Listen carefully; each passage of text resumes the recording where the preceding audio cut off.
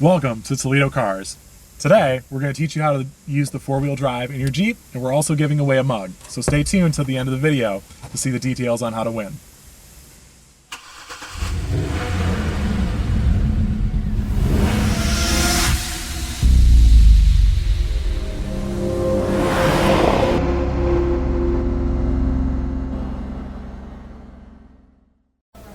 Today, we're out at the Toledo Cars Off-Road Proving Grounds, and we're going to teach you how to use the four-wheel drive in your Jeep. To understand the four-wheel drive system, you have to know what the transfer case is and how it works. The transfer case sits at the back of the transmission. It has 2 speeds allowing for gear reduction, and it allows you to send power to the front wheels as well as the back wheels. Importantly, the transfer case does not have a differential like the kind you would find on an all-wheel drive car. So you cannot drive in four-wheel drive on pavement or hard-packed surfaces where your tires won't slip. Doing this will cause bind in your drivetrain because the front wheels take a longer path around corners than the rear wheels. The transfer case is controlled by a lever to the driver's right. Let's look at the options that the transfer case gives us. First, we have 2 high. This is the high gear range and without sending power to the front wheels. This is what you'll use most of the time when driving around. You'll use this on roads, dry pavement, and anywhere where you'll be making tight turns.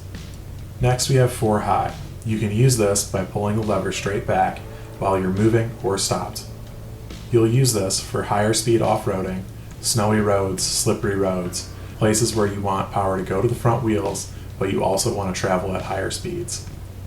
And last, we have 4 low.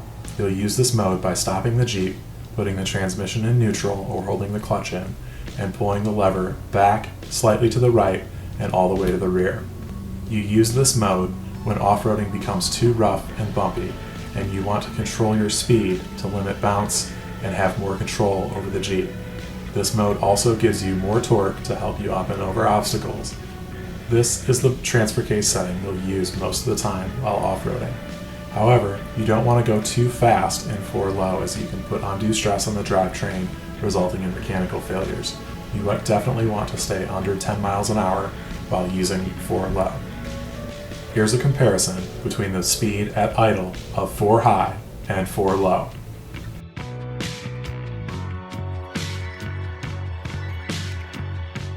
Here I'll show you the same obstacle on our Toledo Cars off-road test course. First, in 2-wheel drive, and you'll see that we push the obstacle and we really won't make it over unless we hit it with a lot of speed. Second, we'll try in 4 high, and you'll see that it's much more difficult because we don't have the advantage of the extra gear reduction.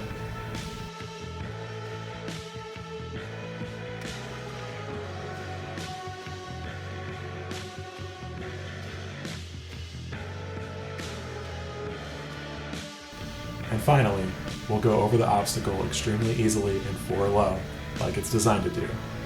Thank you for watching. Hopefully you know a little bit more about your Jeep and are a little bit more comfortable going off-road.